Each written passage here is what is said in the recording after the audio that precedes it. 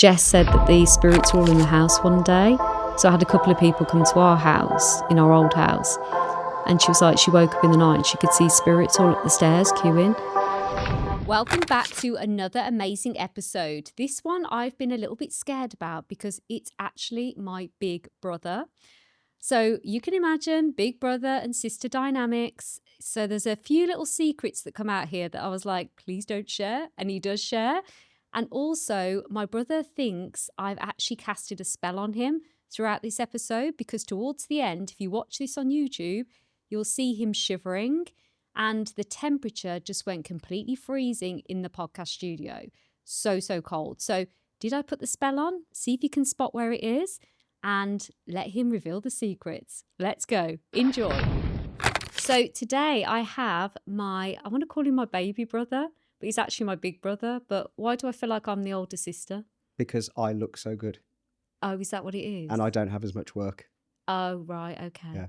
As in work, as in business work, or work on your face? Work on my face. I knew you were going down that line. That's so mean. This is why I haven't brought him on before. I was literally, my family said to me, my husband and the girls, they were saying, you should get Uncle Dan on. You should get Uncle Dan onto the podcast because he'll speak the truth and he'll talk about your childhood and he knows all of the things that you went through. And I was like, absolutely not. I can't imagine anyone worse to bring on than Uncle Dan. And they're like, no, he'll speak the truth. And then I kept thinking, yeah, he will. He's going to speak the truth. And you've just started out with the exact truth. Just proved me right there. Well, I've seen you without the work. It's like the end of Raiders of the Lost Ark, isn't it? You know, when they open the Ark of the Covenant and their face is like... Are you saying I was ugly without Botox? No, you were gorgeous. I'm only kidding. Oh, whatever. Honestly. So mean. Yeah, so anyway, why have you dragged me here today? So why have I dragged you here? Okay, well, thank you for coming. You're welcome. You for being my guest. Thank you for the invite. And I'm not sure where this is going to go or even why you're here, but we're going to go with the flow. So I've talked a lot on my podcast about childhood and spirituality, why I've got this gift and what I've done with it. But I think no one can really understand what it was like. I think people just think, you've got this gift, wow, it's really cool, and can I learn how to do mine, which they absolutely can. But I don't think people realise the hardship of beforehand. And it's not that I want to sit here and go, oh, it was a terrible childhood and I was literally locked with spirit in a corner. But I do think people need to know kind of what it was like. And you were part of that. And obviously you were around, obviously, every day. And you would have heard me screaming in the night because you didn't really sleep much as a kid. We'll come to that in a minute. But you would have heard me screaming in the night. You'd have heard mom and dad's stresses with it all. You know about my imaginary friends. And I remember you thinking I was a little weirdo. I remember you saying things like that to me. So from your experience, what was it like having that around you? And did you even notice? I know what you mean. It's not like something you discovered overnight. Yeah. Yeah. And do people think that? I think because you can actually develop your spiritual abilities, people think that you can just suddenly switch it on like that. Whereas I had all 5 senses activated, so I had no kind of control over it. 5 senses? Yeah. So the senses, obviously sight and touch and feel and everything. So I could see spirit, yeah. Spirit the 5th. You what? Is spirit the 5th? No. So you've got your clairsentient, which is your feeling, claircognizance, which is knowing something's going to happen. Then you've got clairvoyance, which is seeing. Then you've got clairaudient, which is hearing spirit. Then you've got clairalience, which is taste and touch. So you can smell like smoke, for example, or taste something in your mouth. Okay. So I had all 5 running, whereas most people have 2 or 3. Yeah. And do people think they can just develop it? Well, you can. But when But if you've got 2 or 3, you can live with it and you can just think they're coincidences. But when you've got 5 running and you're a little kid, it's not really. So when do you think you first realised all of that? When I was about 7 or 8. And do you remember we had in the kitchen that weird coffee table that was in the corner where my portraits were and your portraits? Yeah. Right. And I remember Mom laid the table for us for dinner. And then I was like, oh, lay that table there for my imaginary friend who I could see, and she put them over somewhere else. And I remember going, she can't see it. And I was like, no, they're sat here. And I got really upset. She went, oh yeah, my mistake. They're here, aren't they? And I was like, she can't see my imaginary. You know what I was like? I went from 0 to 1,000 in seconds, didn't I, as a kid? And I was like, whoa. And I was traumatized because I remember seeing then her face that she couldn't see who I could see. So I knew then that they were just playing along. Oh, so like the scene in The Sixth Sense where he finally realizes there's nobody sat there. I don't remember that part. Have you not seen it? I've That's seen the The whole Sixth point of the Sense, film. but I don't remember that. And if anyone's not seen it, we've probably just killed it.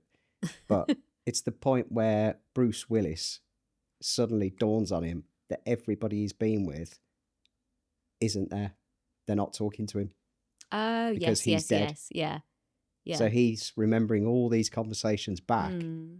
but there were never conversations because nobody spoke to him because he wasn't, they couldn't see him. Okay. Have you not seen? You need to rewatch that film. I watched it years ago and I loved it, but I don't remember it. Yeah, the only one Yeah. who can see him is the boy.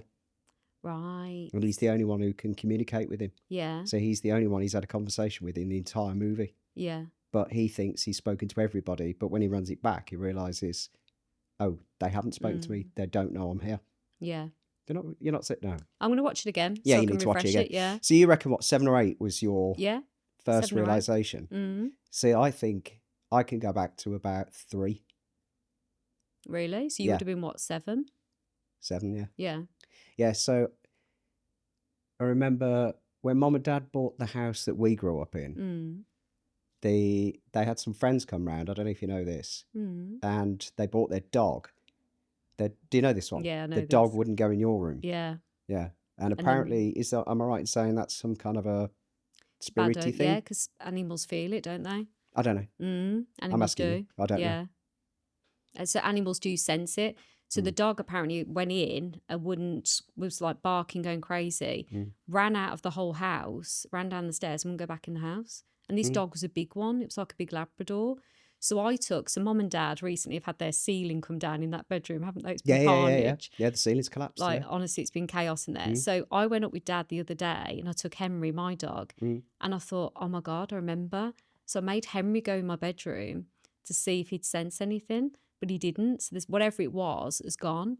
So he ran in and I was watching him and Dad's talking about the ceiling and I was like watching Henry intently running around and he literally just ran and then come back out again. So he didn't notice anything. Yeah, whatever it was is gone because you got rid of it.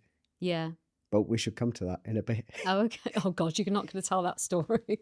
Well, yeah. I know where you're going now. Yeah, Go no, on. because I remember we had bunk beds and they were in your room. I think you remember them as being in mine, but they weren't. They were in your bedroom Right. at the time. And I remember I'm sure you were about 3. I think I'm probably like 7. And you used to tell me about the lady in the room, the old lady standing in the room, Yeah. which is horrific when you're 7 years old. When somebody's telling you there's an old lady in the room looking at you. Yeah. And it's like, but nightly. And then some nights she'd be stood at the end of the bed. And then we'd be calling Mom in, who would say, there's nobody in the room. It's fine. There's nobody here. Don't worry about it. No, I don't think you're understanding that right. So I remember being in your bedroom because you were the one who had the bunk beds. I never had bunk beds. They were in your room originally while they were doing my room. Then they moved to my room yeah, or 'cause that was the it. other way around. They used to decorate our rooms and shove Yeah. us together, No, didn't but it was they? definitely your room. It used to happen. I'm sure I it remember was. you didn't like my room. I've never liked that house. No, I have not. I've never been actually. comfortable in that house. No. It's weird, isn't it? It's a strange house, yeah. Yeah. Oh, that's so weird that you said that. Yeah, I'm sure you were about 3. I don't think you were much older than that. So when I was 3, Mum told me that at the bottom of the stairs, I was talking to a little lady. So she came and found me talking. And then, do you remember that old book they've got with all the photos of the house? Yes, I do. So the mum and dad brought the house at auction. Yeah. And so they had this photo book, which was That's right. beautiful, isn't it? Yeah, yeah. And think I was they've still like, got it. there's the lady. And I showed Mum, I was like, there's the lady. And Mum was like, oh my God. Oh my God. The lady's still here. She doesn't want us to live in the house anymore. What are we going to do? So you think, Mum, so you recognised who it Lillian. was? Yeah, Lillian. Okay. Yeah. So do you remember, because I'm sure you're only 3, so I'm not sure Yeah, I was how about well you 3 would then. remember. Because you were saying you think 7 or 8 is when you were seeing, That's when I smelling, remember. etc., Yeah. etc. But as I say, I think it's more like I'm sure it's 3, about 3 or 4 years old. Yeah. You were seeing that talking about that regularly. And then I think it started upsetting you at some point. Yeah. And I don't know how old you were then. I don't know if it went on for a year or two, but time feels long when you're little, doesn't it? So I don't know if it was like a few months, a year, 2 years. I'm not sure how long. Was it a couple of years? Years and years. Yeah, it was awful. So I don't know what was going on with you, but you never slept. So I remember feeling comforted knowing you were awake. So you were next door, in the room next door, but I knew you were awake. So I thought, if I can't get to sleep in the next, so I'll go to bed. And if I couldn't get to sleep in 10 minutes, I'd be like, oh, and you go to bed later than me. And I'd be like, oh, come up to bed. And I try and get you to go to bed. You're like, no, I'm staying up. I'm older than you. Like your son does. And it's like, please just like, come up to bed, Dan, come up to bed, please. And you never did. And then when you did, I'd be asleep within 10 minutes. But I always knew you would actually wake up. So you'd you'd stay awake and I'd be okay because you were there. But then you never actually fully, everything still happened anyway. But I could always hear you banging around, yet the spirits were still there. So it was like, I thought you could protect me, but then you didn't. So then I was like, oh, if he's here and they still come when he's here, can you not hear them? And I'd be so scared and I'd be screaming. But I don't think you ever really, you had music on and stuff and TV blaring. I don't think you could hear me. Probably not. And the walls were quite thick, weren't they? I used to put headphones in and listen to the radio. Oh, okay. But I remember you used to call her Lillian as well, who was the old lady in the pictures, who was the original owner of the house. Yeah. And I remember, now you said it, I remember you talking to her downstairs.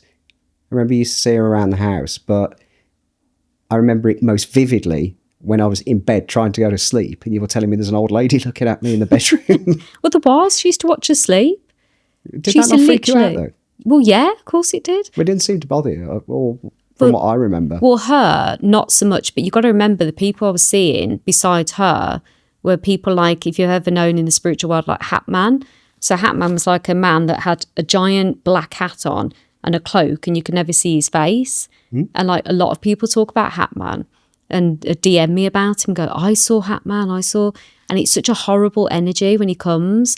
So when I saw her there, I was like, oh, she's all right. She looks like a kind little lady. So I'll just speak to her. She looks nice. So is Hat Man like a Sarja boy? What's a Sarja boy? In K-pop Demon Hunters. Oh, I don't watch the demons. So he's got little kids, my little niece and nephew. So all I hear now is K-pop, Demon Hunters, everything from you and Carly, his wife, and also from my little niece and nephew. I got called one the other day, didn't I? Yes, you by did. my niece. K-pop, yeah, K-pop and Demon she's Hunter. like, you look like a K-pop Demon Hunter. We sort of are a Demon Hunter. Oh yeah, true. Yeah. And you like K-pop. What's K-pop? What's K-pop? It's a genre of music.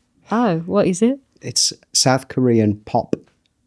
How do I know what South Korean pop is? Because you can't put the radio on without listening to K-pop. Sing one of their songs. Golden. Soda Pop. That's one, yeah. So Carl also, our producer, has got little kids and everyone seems to know what K-pop Demon Hunters are and their soundtrack. You need to come around so my house, sit down and watch K-pop Is this like Demon High Hunters. School Musical? Like, do you remember when Jess used to love High School Musical? Yeah. Zac Efron. Yeah, no, this is younger kids, I think. I don't think anybody over the age of 12 would probably be into K-pop Demon Hunters. I think it's for the younger kind of lot. But the music, you 100% will know. Right, okay, I'm going to put it on then. Yeah. How did we get to this? Because you're a demon hunter, but you're not really into K-pop. So No, I didn't even know what it was till 5 minutes ago. yeah. Okay, so sorry. So, because I was only aware of Lillian. I was only aware of you seeing Lillian, Yeah. the old lady in the house. But, so I didn't know you had others. I had no idea. Oh, there was loads, Dan. It was didn't know that. awful. They put a fire around my bed at one point. So I got a fear of fire. They'd literally, in my dream, when I finally fell asleep, they'd pick me up and throw me over the top of the stairs. And then I'd wake up and I'd be at the bottom of the stairs.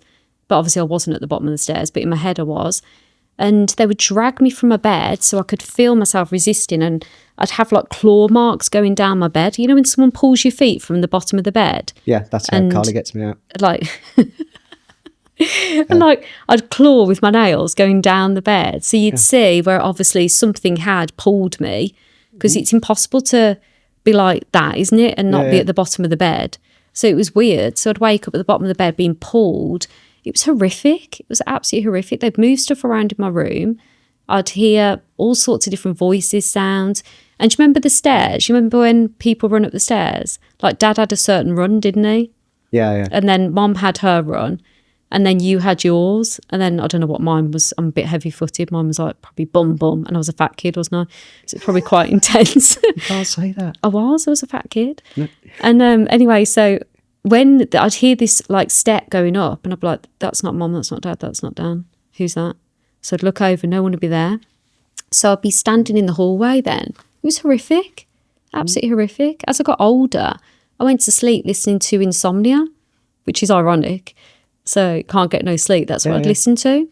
So when I hear that song now, I'm like, oh. I listen to that a lot. Or That's Kylie weird. and Jason. Yeah. Kylie Minogue and Jason Donovan. I used to listen to them when I was I don't younger. listen to that so much. But Faithless. Love it. Yeah. Yeah, saw them years ago. Absolutely brilliant live. Well, he saved me, that's for sure. So I didn't know any of that. It's the first time I've ever heard that. Really? Yeah, I was only aware of the old lady. That was it. I didn't think you even saw the old man who would have been her husband. I don't even know his name.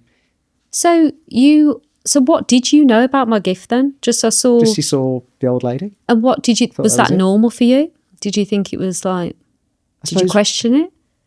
Well, no, I suppose what you know is what you know, isn't it, as a kid? Everybody's normal is just what's around them, their home life. And you never saw anything? No, I had a black glove come through the... Oh, yeah, we were talking about this. Yeah, the black glove. Yeah. So Dad still takes the mickey out of it. Oh. Through the curtains at the previous house. And I still remember that. And then... Like before I was born? Yes. Yeah. Yeah, it was, it would... So I would have been three-ish, 4? Yeah. 3 or 4. Yeah, it'd be about right. Yeah. And you genuinely saw? You're not 100%. making it up? No, a black glove. Yeah. I still remember it, yeah. And really? So Dad always took the mick out of it, saying, so if I lost it, maybe the black glove took it. Oh? Yeah. So he thought it was hilarious. So do you reckon it was like, she's coming, your baby sister's on her way, like she's going to be a psychic? Do you reckon it was me, like in my previous life, coming to scare you? No, it's definitely a black glove.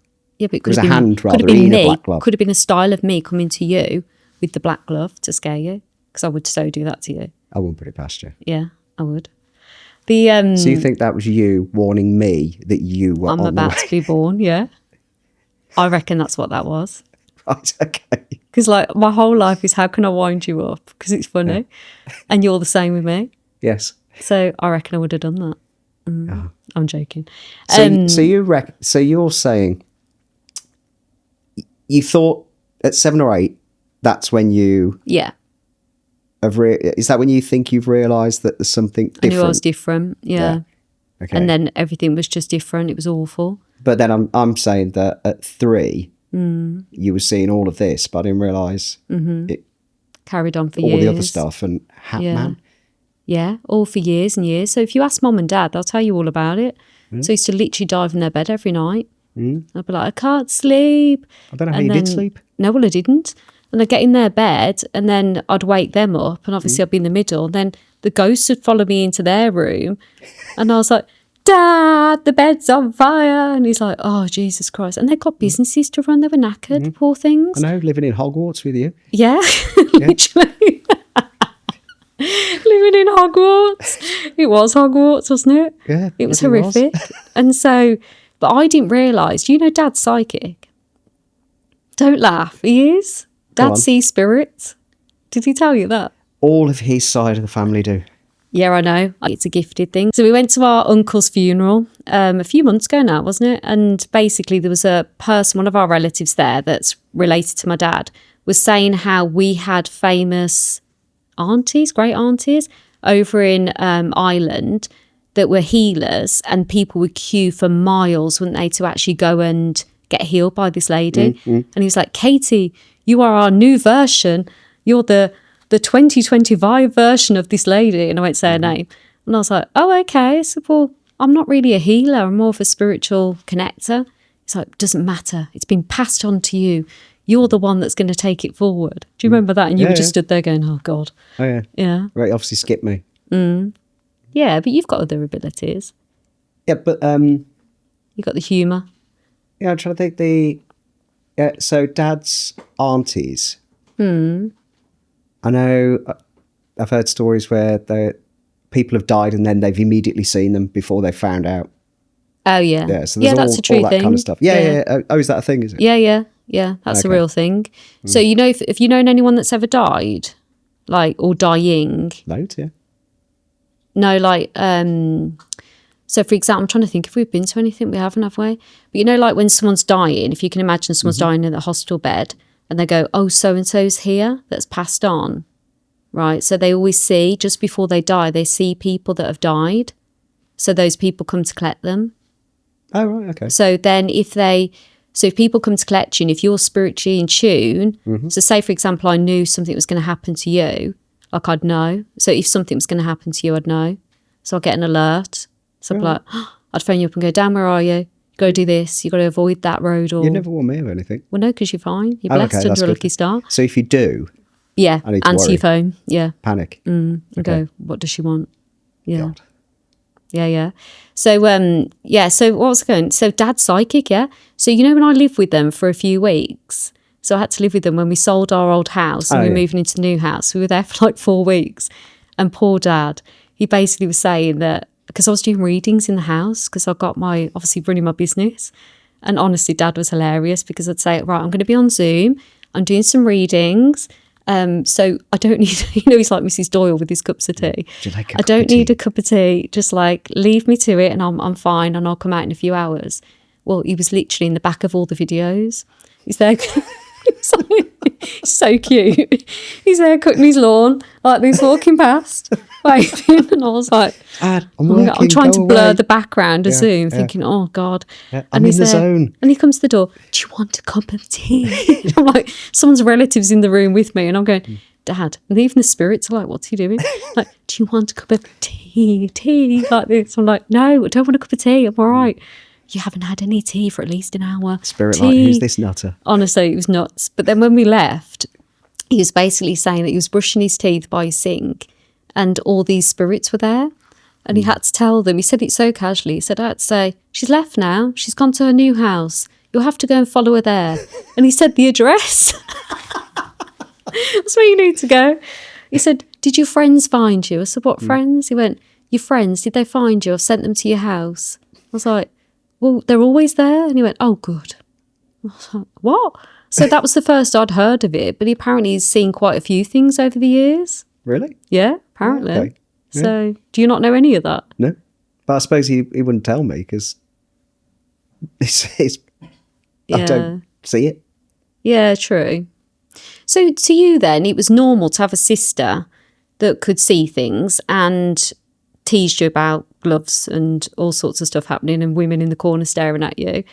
And so let's fast forward then to the part where I think you did click that it was getting a bit more serious, which is when the priest come to bless the house. Do you remember this? Yeah. They had to get the vicar from next door to come round. Because you were 17 at the time. No, I wasn't. You were older. Was I? Was Yeah. Was I that old? You got your long hair. The Doors movie was out because I had the soundtrack. The what? The movie The Doors, about the band. We've got very different taste in music. So yeah, it would have been... No, I reckon... In fact, I'll tell you exactly how old I was. I was 15. Yeah, I was 15. So you would have been 11, yeah? Yeah. I was young. So you probably just started secondary school? I can't remember the exact age. I just I think remember you had. thinking, I went to see the priest because Mum had had enough. And he was like, yeah, I believe her. And I was like, someone believes me? Thank God. And he came round and he was like, yeah, don't worry, I'll get rid of it for you. Yeah, he was walking around with the Bible, Yeah. reading passages, exercising the house. Yeah. And what were you doing? Tell everyone. I was Go on. I was playing Yes. the music from The Doors. Could you hum the tune for us? Hearts are inches. Ah, ah, da, da. Ah, da, da, da, da, da, da, da. Isn't it from The Exorcist as well? Yeah. Is it in that? Whilst, what Yeah, did it you have is in your The hand, Dan? Exorcist. I can't remember, what did I have in You my don't hand? remember what you had in your hand? A Oh, crucifix. yeah, there you go. Yeah. That's right. I've exorcised the demon. Do you remember, honestly, do you remember how I used to go to the Catholic shop and have my holy corner? Do you remember that? You never went to Mass. A holy corner. I had my holy corner because you were just the complete opposite. You were just like, so, I don't even know what you were doing. You never slept. You listened to music all night, watch films. Like you were in your own little world. I just didn't sleep much, no. No, you were just like, in your own bubble. And I was like, everyone must look after me. Take me to church. Dad took me to church every week. There was a little Catholic shop. So, you know, I love shopping. So I brought all the holy water and the beads and everything and literally covered myself in it all. And you took my cross. So you took my cross and you were there like, everyone's going to be fine. And you were standing there and you got your shirt undone. Your hair was down like Jesus. And you were like, dung, dung, dung, dung. And the priest went, I could see him smirking. And I thought, no one's taking me seriously. And I was like, whoa, no one's taking me seriously. Yeah. And Mum kicked you out, didn't she? Yeah. Do you remember what happened after all that? No. You started seeing the old lady in the garden and you kept telling us she looked sad. And Dad said, well, no wonder you've had her kicked out the house. Oh, honestly. Is it any wonder I'm not mad with you lot? That was the response you got. No wonder she looks mad. You've had her evicted. Oh, That was the response from Dad. that's so typical. Yeah. So, That's why I think it was just normalised in yeah, our but house. that's It was not just normal. fine. And like, No, in our house, that was normal. yeah. In most houses, that's very not normal, I would imagine. So do you But in think, our house, it was perfectly normal. but do you think that's helped me then to kind of normalise it more, to find humour in it and to try and not take it as seriously? Probably because we all just took the pee out of each other. Yeah, but it never stops. Like honestly, even to this day, what do you all do? We've got our family like group WhatsApp, and like they mow the grass. You and Dad, don't you? Yeah. Obviously, they've both got Dad quite came up long with it. gardens. Of course, he did.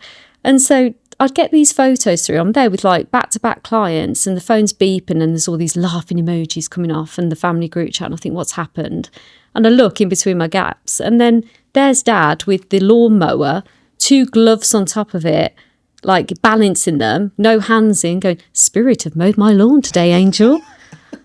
Yeah, because I sent one exactly the same, but I was having a beer while Spirit was mowing my lawn. Yes. Then you joined in. And then I was doing Facebook Lives. Remember when I used to do Facebook Lives when I first came out of the business? And you'd extract them and then do a goggle box I version used of to it. goggle box you, yeah. Because he works in TV. So he's really good with editing, aren't you? So he made it look like everyone on Gogglebox was responding to me. And you were calling me boring. I'm like, honestly. I wasn't. The goggle box people were. Oh, were they? Yeah. So this is how I stay grounded. This is how I think I've become not too big for my boots. Do you think? It probably helps. Yeah? You're going to But carry like on I say, doing in it? our house, I suppose it's all normal in our house, all of this. It's all perfectly normal. But for anybody else listening, probably like, that was their normal. Yeah, I know. It's like, yeah, that was our normal. Yeah. Yeah. Because when we used to watch Home and Away Neighbours every day, do you remember you'd sit in your chair, I'd sit in my chair, and I could feel Spirit touching my hand. I used to put my hand out, so I'd let them like stroke my hand. So I reckon it was that house. Well, like I said, I've never felt easy I in think that it was house. a portal. Yeah. Do you feel easy in it now? No, No, I don't either. I never liked being there on my own. Yeah. I didn't mind when it was busy and it's loud, but if I was on my own in that house, and I still do it to an extent, if you ask Carly, she'll tell you, I don't like the silence, especially in that house. I'd have a TV on in each Yeah. room, the radio on, so it'd be a noisy house. Yeah, So yeah. wherever you went in the house, there was music, there was radio, TV, Yeah. there was always something. Yeah. Yeah, to be fair, you used to make me watch films with you, like downstairs. You're like, come and sit with me, watch a film. Yeah. I'd be like, okay, so I just did. We just sat and But watched the you Elvis didn't- movies. Yeah, you didn't like being on your own. No, it's strange house. And they're so attached to it, Mum and Dad, aren't they? They're the opposite of us. They love it. Yeah. And we're like, even now when I walk in, I'm like, oh, I do. Well, I You don't still get, feel that? I don't get creepy vibes, but I feel like I don't belong here. I feel very much like you don't belong here. And it's weird because it's our Mum and Dad's house. It's not Mum and Dad. It's the house. It's like you walk in and you feel like you don't belong there. That's probably because Lillian doesn't want you there anymore. You've had her kicked out to the garden. Well, it's not just that. So Matt, obviously my husband, Mr. H, he doesn't believe in spirit, does he, very much? Like, obviously he's very like you, doesn't really acknowledge it. Anyway, he went to bed. When he stayed over, we weren't allowed to share a room. So he'd sleep in your room. I think you were at uni. I was at uni, yeah. So he shared your room, and he woke up and he had the same dream that someone, I never told him the dream, picked him up and threw him over the banisters. So he woke up, he was up bright and early, and I was like, "You all right?" And he went, yeah, should we just stay at mine from now on? And I went, "What happened?" And he went, nothing happened. No. He went, but just like... You're like, it did. Yeah. What was it? I was like, "What happened?" He went, "Well, I just had this dream that someone said you're not welcome, picked me up and threw me over the top of the banisters." And I was like, "Oh, I have that dream all the time." And he went, "What? That's not normal." He went, "It was so weird." He said the voice went, "You are not welcome." You're like, it's normal for our house. I was like, "That's just a normal day." Yeah. I don't think I've ever had dreams like that. But you did go down the stairs. Yeah, I know I did. Did I fall? And I've got the scar to prove it. Look, got a little scar there. Yeah, you can barely see it now. But when you were a kid, it was a lot more prominent. Yeah. But as an adult, it's obviously faded. I'd love to say something told me to jump, but I went through my phase wanting to fly. No, you got in a pram. Didn't you get you got in. So you used to put your babies in the little toy pram and push them down the stairs. And we used to say, "Oh my God, help her when she has her own children. If this is how she mothers." So you used to push the babies down the stairs and laugh. And then one of the days you got in yourself to go down the stairs in the pram. No, that's not what happened. Isn't that what I thought? That's what happened. Because then you bashed your chin on the bottom on we the used to do that with the trays, do you remember? Oh, yeah, we used to go down on the trays. We used to go down on the trays. And they were a sheer drop, weren't they? Like proper sheer drop. But no, that wasn't what happened. I read that if you fly, because I wanted to fly, that you can flap your arms. So I'd jump off our settee and I'd flap in my arms. Obviously, you haven't got long to jump, have you, from here to there? So I hadn't got long enough to flap my arms. So I thought if I got longer to flap, I could fly. So I jumped off the top of the stairs, flapped my arms, obviously went flying, tumbled, and then sliced the bottom of my chin off the vacuum button from obviously the 1980s vacuums and just sliced my whole face open. And then I was more bothered about where my bubble gum was that I got from the ice cream man, because it fell out my mouth when we were tumbling. Pouring with blood. And Mum was like, "Oh my God, you can see your bones." And I was like, "You see my hubba bubba anywhere?" And she's like, "Oh my God, hospital." And stitches and everything. It was horrible. It's a good job we didn't live in a tower block, isn't it? Oh my God, don't. I'd like to think I got some sense.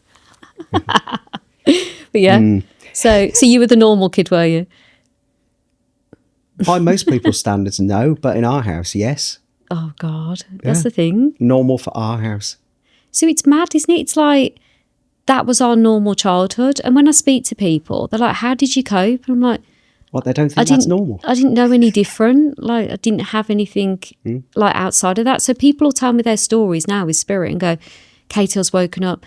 This voice told me this." And I'm like, "Oh yeah, what did it say?" They're like, "Why is that your response? Like, why aren't you going, 'Oh my God, what voice woke you up?'" And I'm like, "Because it's normal. That's what spirit do. They come with a voice and they wake you up." And but now I've learned not to be scared, to set boundaries, be aware, and learned so much, which obviously no one can teach you unless you know that world. So had I have got, say if this was my child that had these experiences now, they'd be fine. I'd know exactly what to do and how to support them. But Mom and Dad didn't know anything, did they? Because back then it was so taboo. No one spoke about it. Yeah, true. It's more of a fairground thing. Yeah. Fairground thing. Well, it was, the psychic at the fairground. The crystal balls. Yeah. Palm reading, cross my palm with silver. Yeah. Mystic Meg in the 80s. Oh, Mystic Meg, yes. Yeah. She's still going. What we used to call you, Mystic Meg, didn't we? Yeah, you did. Yeah. And my friends call me Septic Peg. Yeah. That's what they used to call me. Septic Peg. Septic Peg. Oh, that was Thingy's version, wasn't it? Brian Connolly's. Oh, was it? Yeah. He used to do Septic Peg. Yeah. Right. His predictions. Okay. So for you then it was normal. So let's just fast forward a few years, because you work in TV, you do photography and everything. So I was doing my live event and you said to me, "Oh, I'll come and photograph it for you if you want." I was like, "Oh yeah, all right then." So you came and photographed my first live event, and Mom and Dad were there Mom was doing check-in, Dad was doing microphones, wasn't he, making sure all the sound quality was good. Yes. Because of his band years. And so everyone had their role. And I remember being really nervous to do that event, like really scared. Yeah, I can imagine. And like, there's quite a lot of people that came. Wasn't Yeah, there? There was like packed. about 70 people in least, such a small room. And they were packed to the rafters.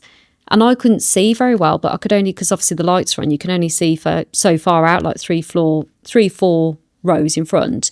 You guys were at the back, but in the half time, they put the lights up.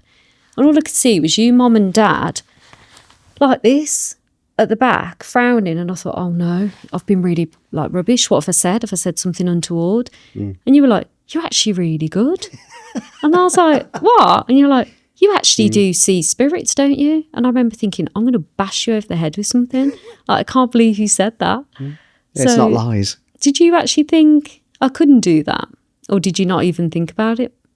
No, we didn't think about it. It was, I think, in all honesty, I think it was more until you see stuff that's a bit like unexplainable, a bit odd. Yeah. Whereas before, it wasn't really anything. You never really talked to us about it. It didn't really just saw Lillian when you were a kid. So, yeah, when you're on stage and you talk to people and you're telling people things that it's a bit like, hang on a minute, how do you know that? Yeah. And you're freaking them out. Well, not freaking them out, but No, I did surprising freak them. them. Yeah, well, Yeah. some you did. Yeah. Particularly the lady Spirit told to man up instead of being quite so upset. And we're all a bit like, did you really just tell somebody to man up about being upset about a loved one being dead? Is that what they said? That's what you said. Well, that's what they say. They speak through me, so I don't know. Oh, well, there you go. Yeah. Is that what they say? Yeah. And we're all like, oh, did you That's really so just say spirit. that They're to so somebody? brutal. Are they? They're rude. Yeah. Because I'm quite soft, aren't I, with how I approach things with people. I'm quite kind, but they're the opposite. Yeah. And I think, I think we're all a bit surprised because we hadn't seen you do it before. We hadn't seen you talk to anybody about it. We hadn't seen anything like that. You went to see one of our really good friends. I don't know if she won't mind me talking about this because she spoke to me about it. So this is something she told me. So I know for a fact you don't know much about her. I know that she doesn't know a wealth about you. You don't know her family. But she said that you went round hers, picked up a guitar and went, oh, I wasn't supposed to do that, and put it down. And that freaked her out because she was like, that's my dad's guitar. He used to go mad if anybody touched it. Oh, But I didn't her know dad that. had passed, and obviously you had no idea. And No. that she was like, I couldn't believe that. Oh, She was cold. like, it was like my dad was there because he would literally go, don't do you think you're touch my doing? guitar, put it down. And apparently you literally just picked it up and went, oh, sorry, Yeah. I wasn't supposed to do that. Sorry. Oh, wow. Yeah. And Oh, I don't remember that. yeah, no, she told me that. And I was like, bloody hell. And she was like, nobody knew that. The guitar was just in there. Could have been Yeah. mine, could have been anyone's. So So do you think then sometimes because I was doing I called it Clark Kent days, where I was a secret psychic at night and I was a PA in the day. So you knew I was doing readings, but I suppose I just didn't talk about it, did I? no, not really. I didn't really. No. I wonder why I didn't. Maybe because you wouldn't be really that interested. What Would the- you have been interested? Yeah, we're interested. It was just, I suppose it was like a hobby, wasn't it? Yeah, it was. Yeah. And you went to the spiritual church Oh, God, you remember to that? try and Yeah. learn how to control, Yeah. was it the bad stuff? Yeah. Is that right? Yeah, the negative stuff. So I remember that, but I remember it didn't work for you because, well, why didn't it work? I don't know. Well, basically, it was weird in there. I realised that they're all quite competitive. So as soon as we opened up and you started to have to read for people, I was getting loads. I'd just do my thing and read. And then they'd all be like mouth open and going, well, when did you learn to do all this? And I was like, this has been the bane of my life. How can I turn it off? How can I get rid of it? They're like, you can't get rid of a gift like that. And then they all started being a bit hostile towards me. So they just wouldn't help me. And they just, quite competitive. So I went hoping to lose my gift. And then I was approached by, well, how have you got that gift? How can you do it like that? We've been doing this years. So they were trying to do Who it. even are you? Yeah. You just saw it as a curse. I saw it as a curse and I was like, can you help me turn this off? And they were like, what the hell? Who are you? And then that was it. It was really hostile. Why was it a curse? Well, because I had no control over it, Dan. It was like walking around with, have you seen the film Ghost? Patrick Swayze. It's like that. Him walking around with Oda Mae Brown. I felt like Oda Mae Brown. Like I was literally talking to myself everywhere. It was awful. Or just following you? Just following me in tribes. So is that the problem? It was lack of control? Yeah, because I couldn't control it. So I didn't know boundaries, didn't know anything, didn't know how to switch off. So I was literally no sleep. So I was just permanently exhausted. Just didn't know what to do. So was there a turning point, or did you just give up? The turning point was when I was pregnant, and then With your obviously first? with Jess, yeah. So then when I had that near-death experience, which you were there for, you witnessed that, which was horrific. They were all in that room. So there was thousands of them in that room, and I didn't recognise anyone. And because I was so like in the zone of having baby, that I didn't really associate spirit being there. And then next thing you know, like I thought they were doing a hospital tour. Do you remember? And I was like, because they did the hospital tours, if you remember when you've had yours. And so I was like, who's let the hospital tour in? This is bad. I'm just about to give birth. My legs are in stirrups. Who's let a hospital tour in? And you're only allowed 2 visitors at a time? Well, it was delivery suite. So I was actually waiting to deliver. And Mum was there asleep on the bed with her head down, bless her. And I tapped her going, Mum, if you let these people in. And she knew instantly, her face just changed. She went, don't look at them. Do not look at them. And I was like, I can hear their voices. Tell them to be quiet. She's like, don't listen. Don't listen. She's pressing the button like this. And then that's when it all went wrong. So everything. really? Yeah. And then obviously it was just terrible from then onwards. And it was nearly in the clouds myself. And so from that moment, I thought, well, if they were all there and I didn't recognise any of them, maybe there's something good with this. Maybe they're kind. Maybe it's not awful. And that's when I just opened maybe. And once that maybe door was open, everything changed. And it started getting a lot better. So you had to nearly die to find out it wasn't a near-death curse? experience, yeah. Bloody hell. I know. And it was, I'm so grateful for that moment because that was it. Then it just changed everything. And obviously years, it still took me like 10, 15 years later to fully accept it. But it was a gradual process and it was just understanding how it worked for me. So I think for me, it's been my whole life. But then for people who haven't known me very well, they probably think, well, she was a PA a minute ago. How is she now a famous psychic? And Why not? There's 20 odd years between but to them, that point and that. Yeah, but to them, they probably wouldn't see it that way. Or if someone sees you now and just stumbles across you, they're like, oh, it's easy for you. You know exactly what you're doing. But they didn't see the 10 to 12 years. And the childhood torture. Yeah, to get there. Yeah, because after Jess was born, what was it, at least 10 to 12 years before you started realising you could do readings? Yeah. Was it about that? Yeah. Because you started off just doing them for, you started off just doing them for friends, didn't you? That's when I read For Your Friend, yeah. Yeah, that's it. That's so right. It was just like solo. People didn't really know who I was. I was like Hitch. So you just get a name and then I'd turn up at your house, do the reading and leave. That was it. So no one really knew anything about me. So it was just word of mouth. And I was booked up through word of mouth. But then Jess said that the spirits were all in the house one day. So I had a couple of people come to our house, in our old house. And she was like, she woke up in the night and she could see spirits all up the stairs queuing. So she started crying and getting upset. So I was like, right, okay, I can't do it in the house anymore. We had to move. So it got to the point where then I had to have my own office and be out of the house and not bring them in because they're everywhere. But they took over. But they were nice. Jess said they were all smiling at her. But, you know, imagine that, getting up for a wee in the middle of the night and the hallway's full of spirits. She was like, Mum, your friends are queuing up the stairs. I was like, sorry, darling, I'll close the Facebook Live down now.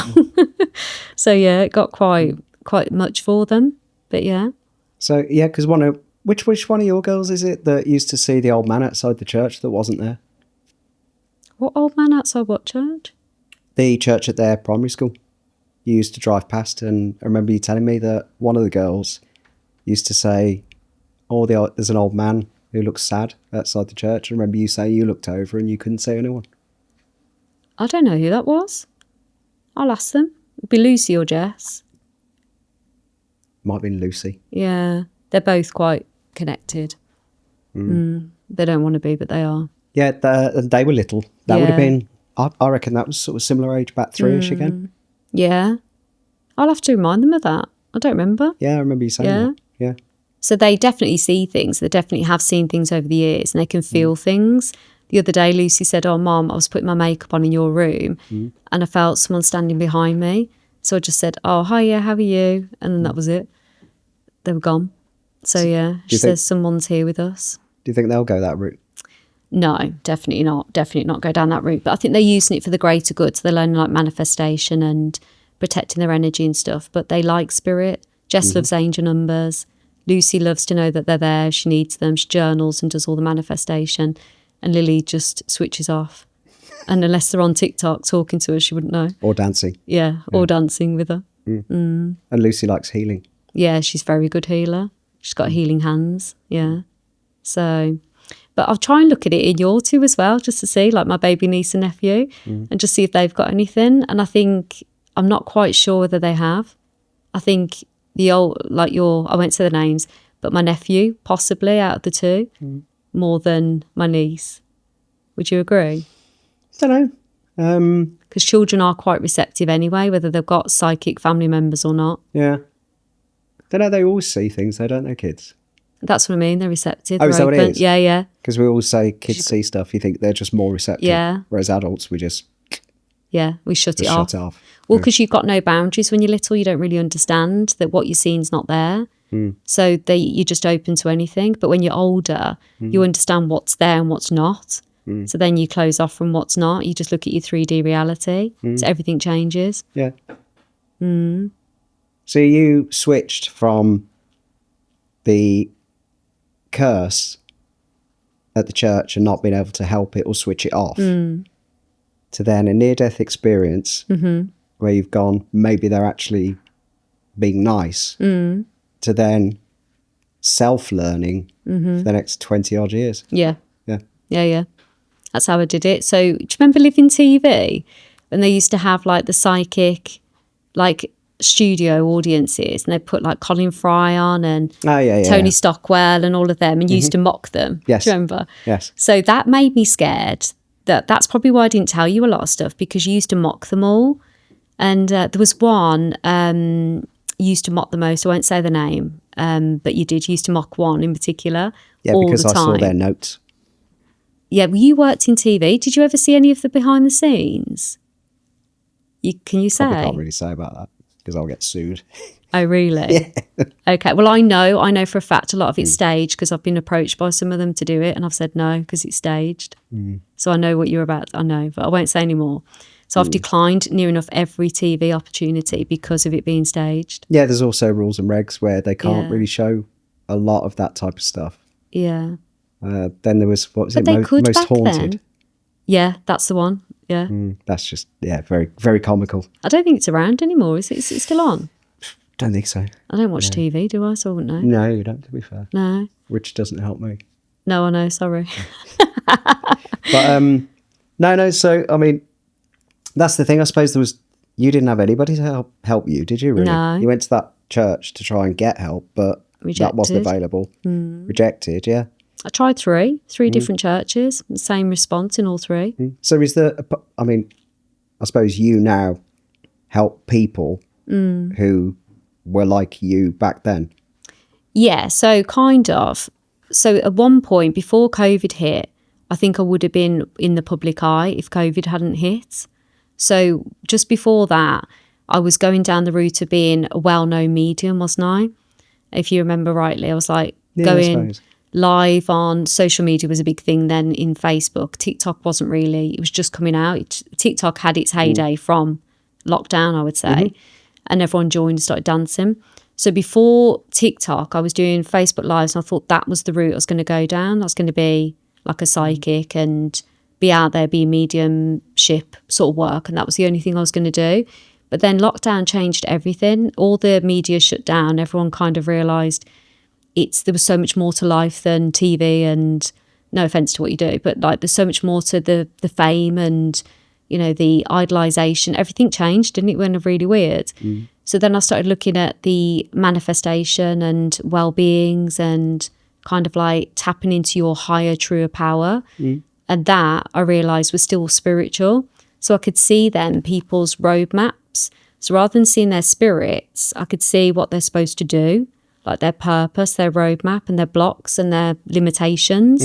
So I thought, well, if I could see it, I can shift it, can't I? So I thought, well, that'd be an idea. So but like, I can see you want to do this. And they're like, yeah, that's what I want to do. Like, but I can see this is how you should do it.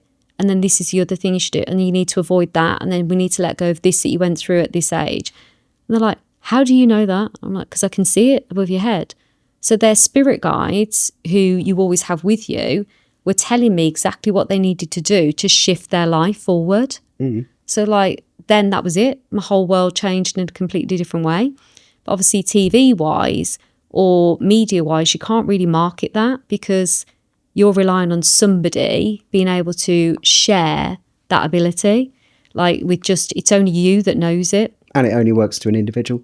Yeah, exactly. It doesn't work to a mass. Group. No, because obviously everyone's journey is unique. You see their unique footprint. So you can't go back on the stage and do that. No. Because it's well, not, you could. It doesn't work. You could, because you could just do it for multiple people, but it's personal. It's quite private. It's too personal. And people wouldn't want to sit there for hours on end listening to you talking to one person. Yeah. Somebody else's journey. Yeah. You'd be like, oh, I'm happy for them. But so still, is that like the light bulb moment? That was it. So it all changed. So I went from being a medium and psychic, famous kind of thing to changing people's lives in like the leaders of this world. And then they become leaders. Then they cause the ripple effect for their people. And then more people come to me. So I offer all diverse things now. So basically it's connection that brings it all together, which is spiritual connection. But you've seen, I mean, if you look at how our lives changed as a family, it's mad, isn't it? Oh, yeah. Like, very mad. do you remember when we moved into our house and you were like, I can't believe you live here? Yeah. Yeah. I said to Mr. H, you know, can you believe you live here? He said, no, I have to pinch myself. Yeah. He said, yeah. He said, I can't believe we're here. Oh, I know. The whole world, it just completely changed. It was so weird. With the Big Brother back garden and your jacuzzi. Yeah. Big Brother back garden. Everyone says that our garden's like Big Brother because we vacuum the grass. I know. And I've never seen anybody vacuum grass. yeah. I was in Do you hysterics. vacuum your grass, Carl? Okay, No. you've got absolutely mental vacuum. It's fake grass. It's fake grass. You can't- They've got do you watch Big Brother? It makes sense. Yeah, they've got the Big Brother garden. Yeah, that's our Literally. garden. It's like Either Love that- Island. Yeah, it's like a cross between the Big Brother garden and the Teletubbies. You could have gone with Love Island. Sorry, not Love Island. Teletubbies. Not Teletubbies. Love Island. Yeah. That's how you hang around Yeah. with. Because obviously they're too busy now for gardening. Yeah. So Well, Kate no, was it's like- the wasps. I'm scared of wasps, aren't Scared I? of wasps. I'm terrified of them. yeah, you were like, no, I want fake grass. I Fake don't want real plants. plants. I want Yeah. fake plants. And Yeah. guess what happens? We've got a wasp infestation in our garden. In the How? fake plants. Yeah. How is that even possible? I've no idea. It's like they knew and they're like, hey, we're going to come and get you anyway. Yeah. So in the summer, I was literally being accosted by wasps. But every plant you've ever owned, I think you've sent to Spirit World. They don't last long, do they? Ooh, that was mean, but very true. Yeah. Yeah. So But- yeah, Yeah, but I suppose it's interesting. You've had to do it again all by yourself. That's the only thing, isn't it? yeah, There's nobody out there who can channel you or teach you. So I know you. I've spoken to you about it before. You've had to learn to shut off, switch everything off. Otherwise, you don't get any peace. no, exactly. But don't you think that's leaders though, and change makers and legacy leaders? If you look at all the so I look at things like this, but like if you look at all the legacy leaders and the leaders of this world that stand forward and change things long beyond they've gone beyond the years, they don't have someone teach them. They have Because they're the first. yeah, exactly. There is no one. So you have to teach yourself. You have to go through it yourself. Yeah, but like you said, because it's been taboo for so long and so many years, it's always been a bit behind closed doors, Yeah. a bit hidden, so it's not very open. There's not been, but people are more spiritual these days, aren't they? Yeah, yeah. Everything's changing. Well, it's in people fashion are more now. open. Yeah, Is it? yeah. So it's trendy to like wear angel numbers and to have angel number tattoos, and it's all in fashion. Whereas before, it was like, no, you don't speak about that. No. It's like the 60s when everybody would have a guru. Yeah, that's it. And they're all like really airy fairy and hippie communes and all that type of thing. It's in fashion to go on a retreat. It's like fashionable to plunge pool yourself and to try things to well-being and good factor. So I'm finally in fashion. There you go. After all these years. Yeah, but what I don't understand is how can spirit tell you the future? Because all the different dimensions are coexisting at the same time. So the past, what's the one eyebrow for? He's literally just put his one eyebrow up at me, everyone who's listening to this. It's like, you're what? All your dimensions are happening simultaneously. Like the Marvel Universe? The what? Carry on. What's Marvel Universe? Cartoon. Comics. You need to get out more. Like, honestly, you really just need to get out more. I watch Turn movies. off the TV and just go for a walk. I relate turn everything off. to movies. But if you have you ever meditated? Yes. Go on. They used to make us do it at the end of a karate lesson. Oh, yeah, I remember your karate days. That And we was had funny. to think back through the lesson and what you'd learned. Oh, that's good. Reflection. Yeah. There you go. Reflection. Yeah. I didn't know that. Ah, okay. And you managed it? Yeah. I don't think you did. Yeah. Because you're 100 miles an hour. Probably too ADD Yeah. for that. Yeah. That's, so basically, what was I saying before that? I was going to go somewhere before. Sorry, you were talking about... Lost my so thought. I'll ask you the question again because I just went off with a load of rubbish. So, No, it's relevant. I remember your karate days. So what I don't understand and will never understand is makes me less believe some of it is how can spirit tell you your future?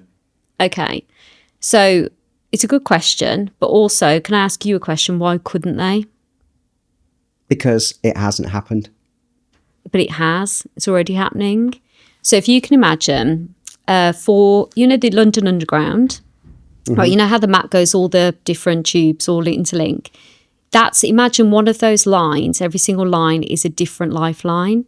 So one's like a past life, one's currently happening now, one's happened in the future, one's like if you make that choice, or do you get what I mean? So there's all these different timelines, yeah. like different timelines. So you can step into any of those timelines at any point.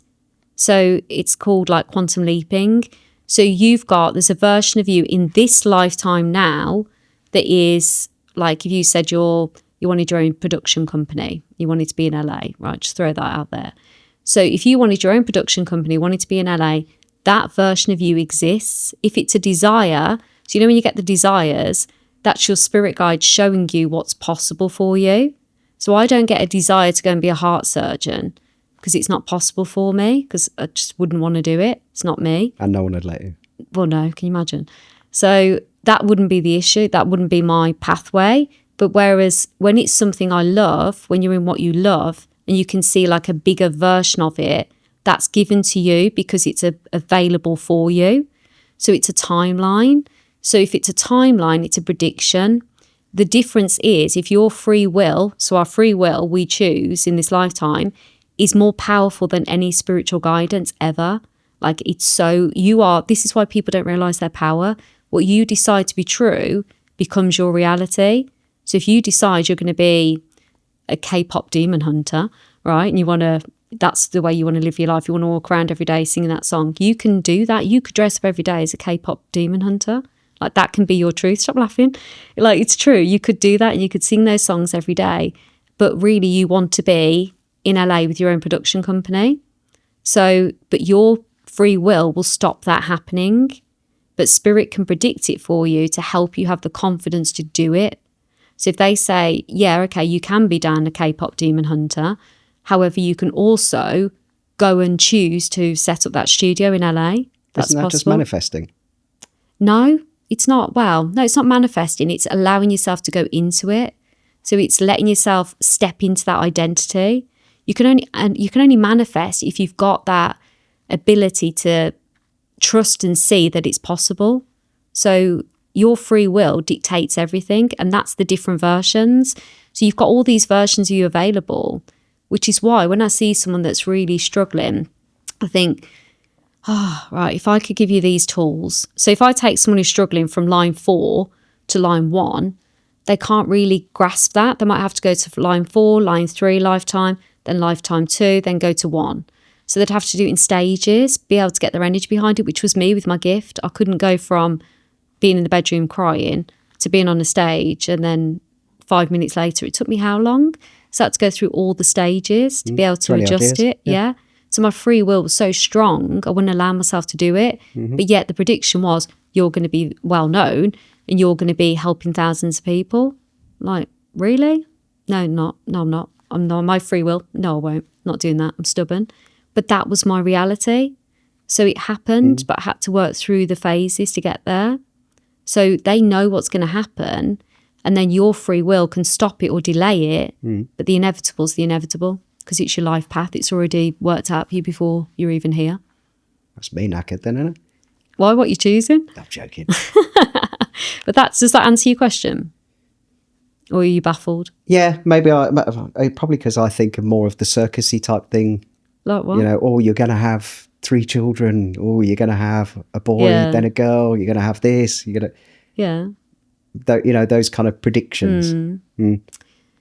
Well, there's some people out there that aren't doing it with the genuine intention, like everything. You know, No, you that's get, what I mean. There's charlatans. yeah, and then you do. there's- You yeah. get that, and you get people that they haven't done the research and kind of just decided they're going to let spirit dictate whatever. So there are people out there that do that. Got no But, control. Yeah, got no control over it, no boundaries. Probably got something horrible talking to them. So that's why I say always be careful who you go to and always make sure you feel good when you're with them. And then you know if that person's right for you. But one thing that is odd, I'm on. surprised you're not banned from every bookies in the country because you do tend to get the winners on the horses. I know. I do, don't I? You haven't been to a casino with me. I'm even better in a casino. Oh, yeah. Do Yeah, I get asked to leave. you want to come to Vegas? Yeah, I literally will. Me and my wand will go to Vegas. So I went into a casino in the West Midlands area, and I'd never been in one before, only with you, and I had to go and pick you up when you were drunk. And so I'd get phone calls from his friends saying, he's drunk, he's in the casino, can you come and get him? So that's the only time I'd ever been in a casino. So I didn't bet, I just come and got you out. And anyway, I went to this casino with Mr. H, and we were in there.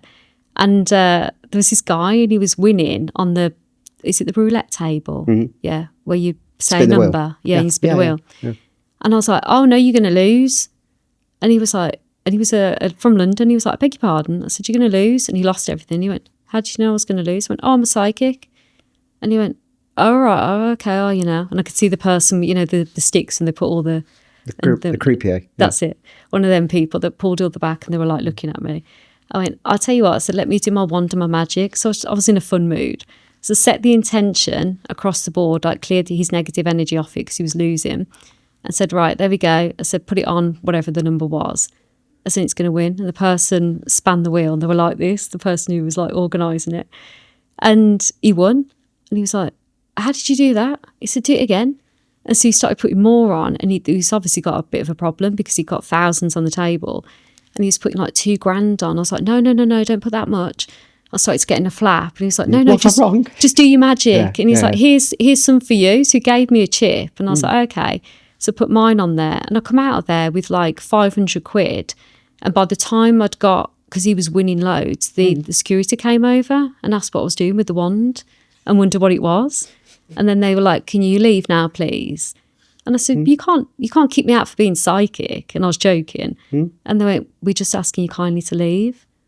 And the guy was like, can I take her with me? I was like, no, you can't. Yeah. And Mr. H, well, I was not arguing, but debating with them. He scooped up all the coins. He'd gone to the cashing desk, and he was like, door, come on, time to leave, get out you come. So we left, and we've never been back to one since. Oh, God. I'm not surprised. Yeah. But Word's yeah, probably out. exactly. Yeah, same with the horses. Oh, yeah, the horses are one on When you those go as to the well. horse racing, yeah. You always do Don't all right. always win, though. I think sometimes I feel bad and then I lose because Really? I think it's cheating. Yeah.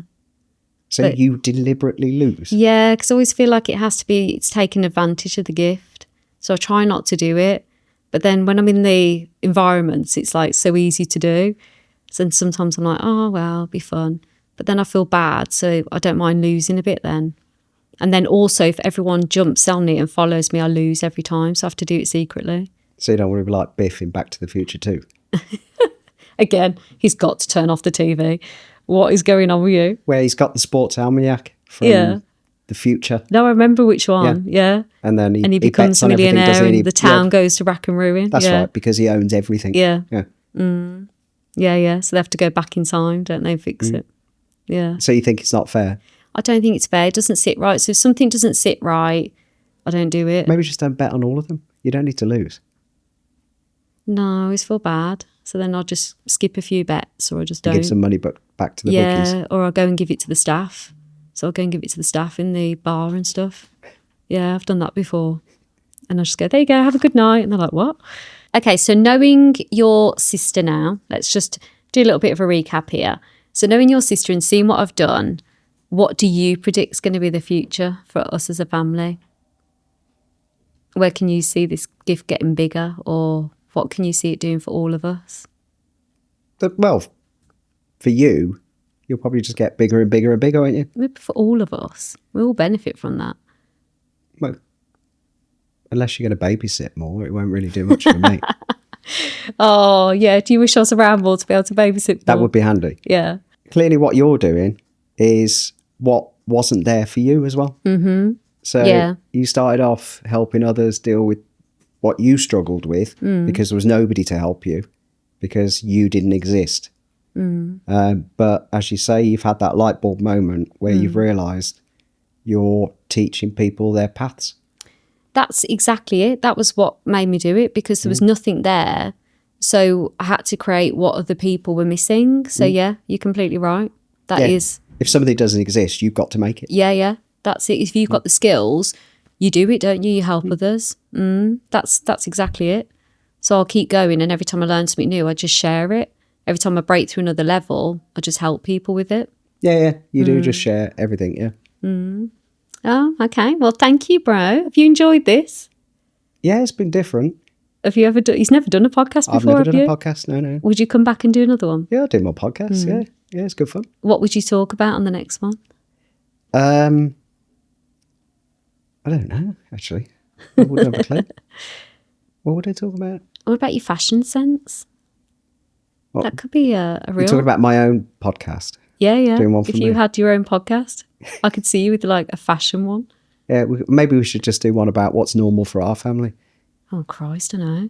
You don't realise, do you? It's just like the stories mom and dad come out with. I know. We're just talking it through with you today. It's like, yeah, you sort of realise what was normal for us really isn't normal. No. And it's still not normal. No. No. But And it's normal for us. It's normal for us. And that's the Yeah. thing, isn't it? It's normal. Your gift is normal for you because you've always had it.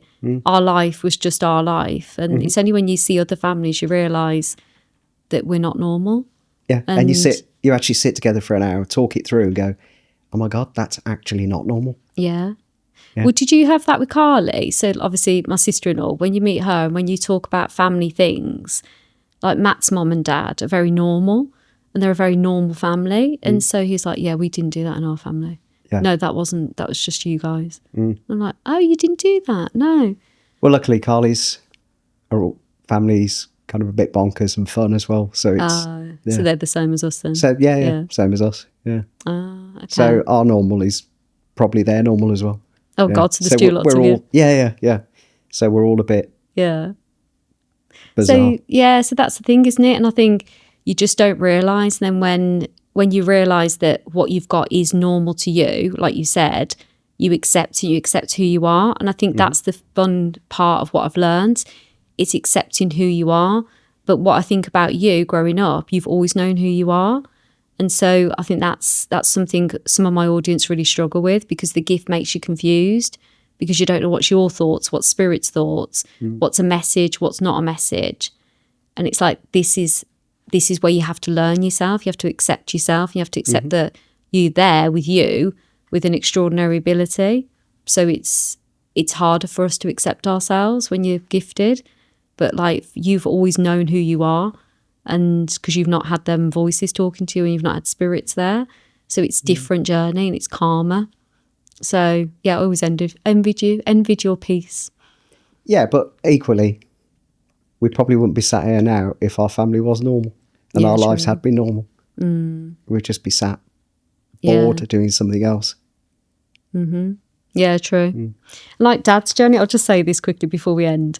I was at Mum and Dad's the other day, and Lily was with me, our youngest, and she was basically saying how Ozzy Osbourne's all over like Birmingham, pictures of him everywhere. And she's like, Granddad, he really frightens me, Ozzy Osbourne, because you know when he used to bite the heads off bats and stuff. She's like, he used to do a crazy thing. I don't know why, but he scares me. And Dad, because our dad is in a band, and he used to play with him, didn't he? And he said, oh, darling, Ozzy Osbourne's a lovely man. He's a delightful man. He was so kind, and Sharon was wonderful, wonderful family. good morals, good moralistic, excellent player. Like, and Lily stood there with her mouth open going, how does Grandad know Ozzy Osbourne? I said, Grandad knows everyone. He knows everyone. And they're like, she just sat in the car. She went, did he make that up? I went, no, he knows everyone. So he used to jam with him. Yeah. And like, do you remember when you said, oh, have you seen the film Elton John? And I said, oh, I haven't seen it. And Dad was like, oh, he was such a lovely man. He said, I used to be the runner in our studio. And I was like, oh my God, Elton John. Like, so we're not normal, no. Normal for us. Yeah. Like I say, normal for us. But he comes out with these stories randomly, doesn't he? Mm-hmm. That'll be us. Anyway, thank you so much for being here. And I just want to say thanks for your time.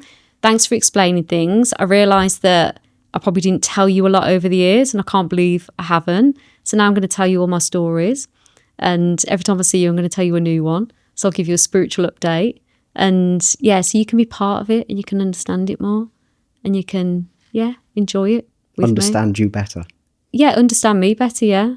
And then also, if you want to ask anything, you can. So there you go. So I don't think you've ever asked me for anything. Don't think you've ever said, will I get this job? Or do I do this? You've never. It's mad. You're not one to ask me for guidance. Well, I assume you just give it if it's there. No, not unless Otherwise- you ask. Really? No. So I think you want to work it out yourself. Oh, I thought psychics just tell you things. Only if it's in danger. My rules are only if you're in danger. Oh, okay. Yeah, so there you go. So you have to ask. Okay. So yes. So thank you very much for being here and thank you for your time. And also, I was a bit nervous at the start of this podcast. He was going to pick on me and say something awful. So I was like, oh God. But yeah, so you've been on your best behaviour. Have I been all right for you? You've been on your best behaviour. I'm a little bit like, what you're going to do when the cameras turn off now? What's going to happen? Yeah, he's going to pick on me. He's going to trip me up or something. Yeah. So we used to always do that to each other. Oh, yeah. And we still do it now. So if you can, we're going to set the intention for our listeners. So he thinks this is weird, by the way, everyone, but it's not, because I love feathers. Feathers are my thing. So I always set the intention with them. So we've got something going out positive energy, think about it, to our listeners. All right. So if you can grab your feather, you lost it. What, that? Yeah, that's a feather. Yeah. Pop it in your left hand. Okay. Put your right hand on your heart. Okay. Then I don't know where this is going. Then you've got to stand up. Go on. Stand up. Yeah, you have to. You've got to get the energy moving. What? It's all right. They don't need to hear you. You just need to stand up. That's it. Stand on one leg. This is a wind up. No, it's not. It's not. It's to shift the energy. It's to shift the energy. Damn it. I nearly had him hopping on one foot then. Yeah, bark like a dog. Oh, that would have been hilarious. Oh, what? Pull your mic round. Yeah. Oh. I've got to get you somehow. Next time you far say, too serious. Can you come and do this? I'm like, no. Yeah. You're like, no, I'm not. So I don't need a feather. Yeah, you do need the feather. That's not a joke. Oh, sorry, right. Yeah. What do I need the feather Hold for? the feather. Put it in your palm. Right. Oh, actually put it. Yeah. Is it one of those, you remember those little fish you had as a No, kid? it's not one that jumps up in the air and then flips Remember over. them? And it turns over if you... We get them in crackers. We had them in the crackers last year. Do you remember at Christmas? Yeah. So yeah, no, it's not one of them. Keep it there, right? So place your hand on your heart. I'm going to set an intention for our audience. So when someone listens to this, they're going to feel what you give out to them. So remember, positive energy you give out, stop looking at me like that. Positive energy you give out comes back to you tenfold. All right. So I want you to think, I'm going to say mine. So force is the highest good in intention of purity and light. Please help the listeners here receive so much positivity and acceptance for who they are, and understanding whatever journey they're on with their gifts is normal for them, and to embrace it. Thank you for being here. Thank you for listening. There we go. Your turn. You could just say, I wish you well. Oh, can I take a picture of him right now? So, say, I wish you well and blow a feather. It's intention setting. What's intention setting? Oh, dear Lord, you need a conversation with me. So basically, whenever you set the intention for anything, so you could set the intention that you're going to leave here feeling uplifted. You could set the intention this is going to be the wealthiest day of your life. You could set the intention that you're going to make a difference to someone's life today. But you've been here on this podcast, something you'll have said will have done that. So think about what the intention is, what you want the listeners to know when they leave this podcast. Well, I can't imagine any of my words have been of any wisdom to anyone, to be fair, today. But there might have been. Okay, fair enough. I can't think of anything. What have I done? What Give about us a clue. what about thinking about something like I like what you said about no matter what your circumstances are or how you've been brought up, normal to you is who you are. So accept your circumstances, maybe that. Accept your circumstances with energy. That's a very and good power. point. And that is what we've said today. That's kind of the crux of today, isn't it, I suppose? Everyone's normal is different. Yes. Ours just was very different. And that's okay. And that's okay. There you go. What do I do? Blow it. Blow. Woo! There we go. Thank you so much, bro. Love you You're welcome. loads. Thank you for having me.